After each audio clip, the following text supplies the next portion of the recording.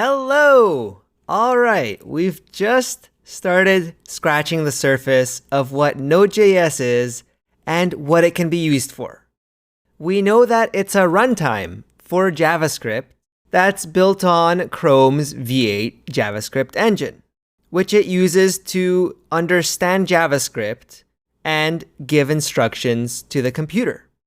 But we could talk all we want about Node and what it can do for us, and without actually using it and seeing it in action, we're not going to fully understand it. So let's get Node set up on our computers and actually write our first Node program. From there, we can work backwards and see how does it work? What's the architecture of it?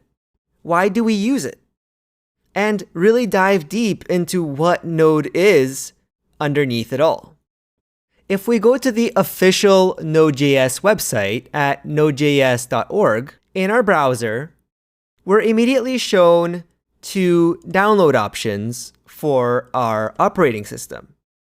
The browser is detecting which operating system we're using and giving us the two best options. We now have a choice between the LTS version and the current version.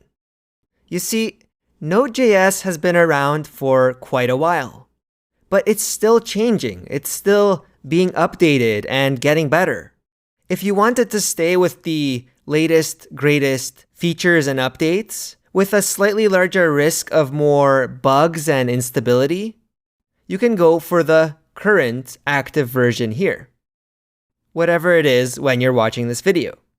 But you can see that the recommended version for most users over here is the LTS, or long-term support version of Node. This means that the Node developers are guaranteeing that they will maintain and support this version of Node for longer than the active version. So if we're working with real-life production systems, we want the extra stability and guarantees that we get with a long-term support version. And because of that, for this course, I recommend this LTS version right here. We can also go to the downloads page and see that there are plenty of options here to install Node for every operating system. There's installers for Windows and macOS. There's Linux binaries and an option to install from source code. If instead you prefer installing Node using a package manager or an installer for your operating system that allows you to install packages like Node, you can scroll down to the Installing Node.js via Package Manager option, which has instructions for pretty much any distribution of Linux you can think of, as well as alternative options for macOS and Windows. For example, using Homebrew for macOS, or using a package manager like Chocolatey or Scoop for Windows over here.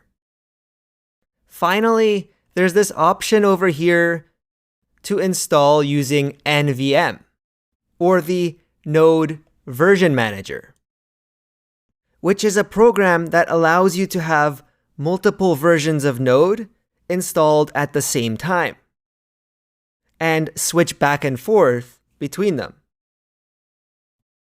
This is for when you're working at a large company with multiple teams using different development environments that you need to switch back and forth from.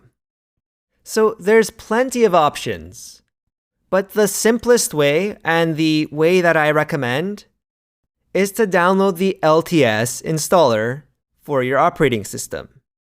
And since I'm on a Mac, I'm going to download the macOS installer and then open it. Now I can follow through the steps of the installer, agreeing to the license, and I might need to put in my password to give it permission to install. All right, there we go. We've installed Node. That's awesome. Now I'm going to open up our terminal. If you're on Windows, you might want to use PowerShell. And if you're on Mac or Linux, your default terminal is all you need. Because we've installed Node, we can now type in the node command, and we can pass in this -- version flag after the node command, or node-v for short. And if the version of Node that we get back that's been installed on our system matches the version that we selected from the website, we're good to go. We can also run Node without the version flag and type in some JavaScript code, like 2 + 2 or woo plus who, and it will be executed by the Node.js runtime.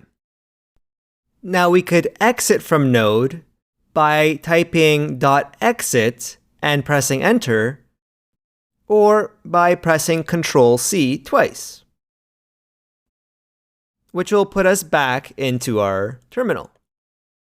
Awesome. So let's get Node installed and start diving into the fun stuff. I'll see you in the next video.